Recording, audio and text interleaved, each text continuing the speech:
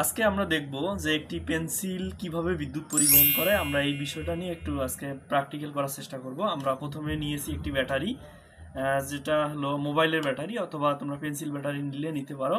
এবং তার সাথে আমরা নিয়েছি একটি লাইট।